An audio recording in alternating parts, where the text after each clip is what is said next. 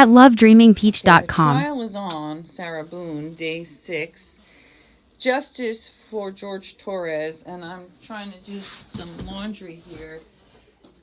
So, and I just remembered the point that I wanted to make. She claimed in her story that the reason, I guess they're on a break, the reason that they had, hold on. Defense. All right, so Emily's a So little these are behind. standard instructions. Instruction 3.2 statement of the charge. 8. No objection. Defense. Thank you so much for this week. Moving to And how page much you told me all the love from 7.1, introduction to Nashville. homicide. Oh, 3 Nashville paragraphs. Any probably has objection? some. Thank you. Amanda. The number and the name identifies the Next jury portion, instruction. Justifiable homicide in the singular paragraph. Any objection, state. No objection. Defense. No objection. Moving to excusable homicide in the 4 paragraphs, including paragraphs numbered 1, 2, and 3. State. No objection. I have no objection to anything I submitted to the court. Okay, thank you. Defense. Obviously. Moving to page 434, 7.4, second-degree murder instruction. Defense. Any objection? So the second degree murder instruction is the definition of the charge. We'll see if this is also where they put the lesser included crimes. Lesser includeds are not charged crimes. So Sarah Boone is charged with second degree murder. But within second degree murder, there can be other things, and those other things can also be an option to the jury. So if you're like, okay, well, second degree murder we don't agree with, but we might agree with manslaughter, that's what we're going, I think, here, if they put them with the charge, which is what they normally do. Objection to the form of the instruction. So the point that I wanted to make real quick was that, a couple points actually. I can get my garbage can. So one of the things that she claimed was that they were having fun, and she locked him in the suitcase, she zipped him up, and then the whole thing about, he said something that made me mad and think he was going to kill me. The whole thing was he was trying to get out. He was like, Sarah, I can't breathe. Sarah, babe, I can't breathe. And then he was trying to get out of the suitcase so he wouldn't die. That's her claim. That was the overt act that George did that terrified her enough to then get her baseball bat, get her son's baseball bat, and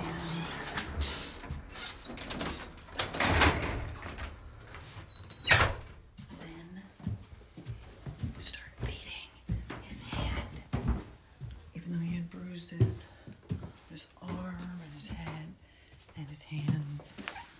So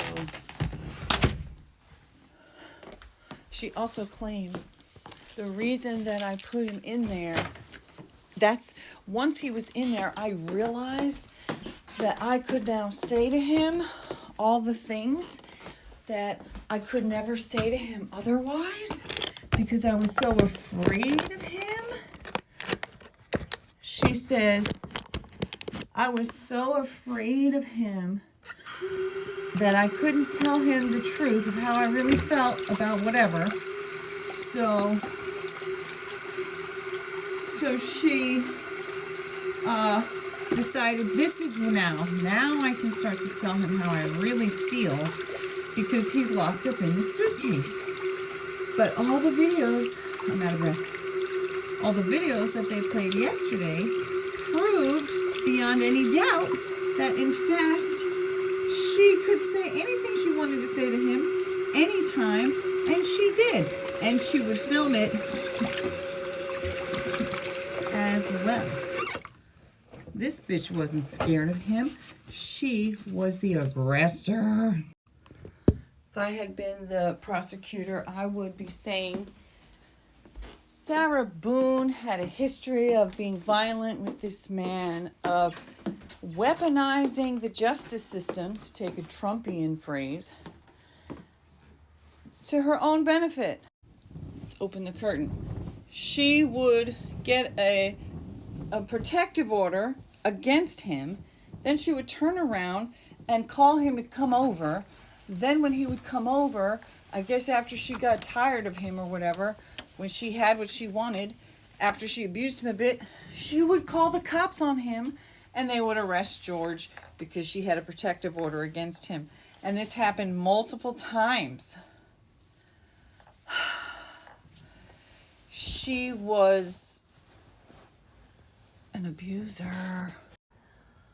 So I believe that she killed this man because she was mad and angry and jealous. And oh, this is what I really, really believe. This is what I believe. Okay, these are the jurors. They're going to be deliberating soon. Well, I believe that it's very, very, very highly likely that George went and got his suitcase out of the back of the closet. She had said, where's my little phone stand? It's 9:44 a.m. Sarah had said that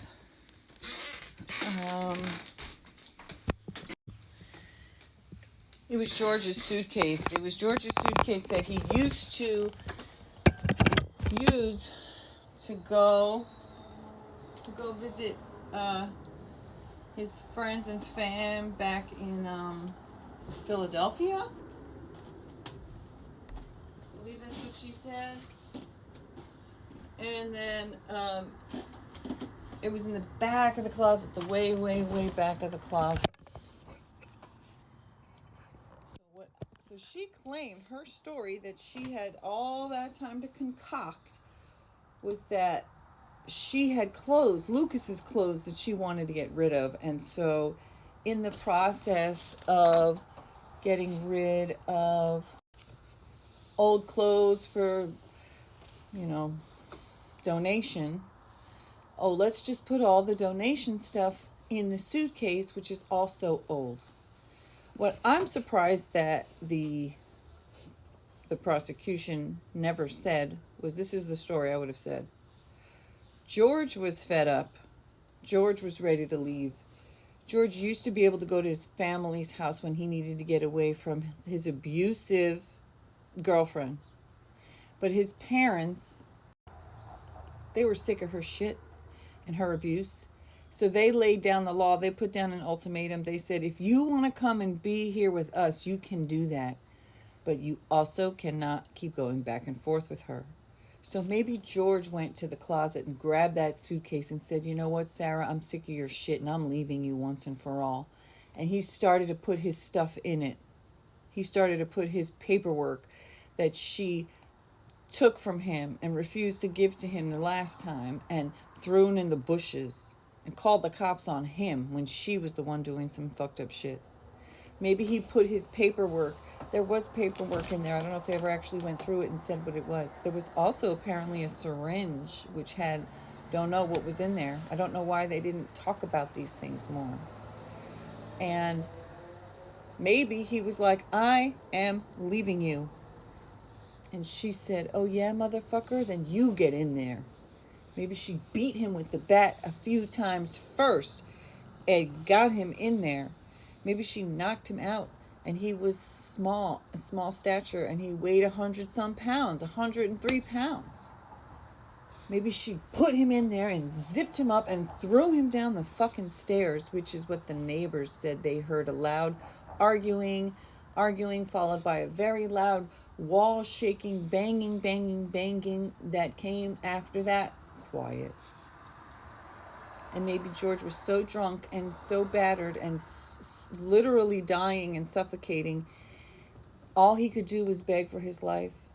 Sarah, I can't breathe. Sarah, babe, I can't breathe.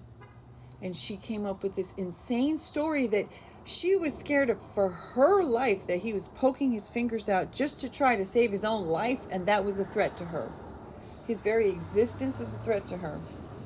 These jurors cannot let this woman walk. No way. Back to the pumpkin patch thing. Missouri has plenty All right, of so I'm gonna rides. watch a bit of both. A response from contact mom Jorge to No. owner. Okay. From owner to mom Jorge. Lucas cried when he saw the Adventure Fund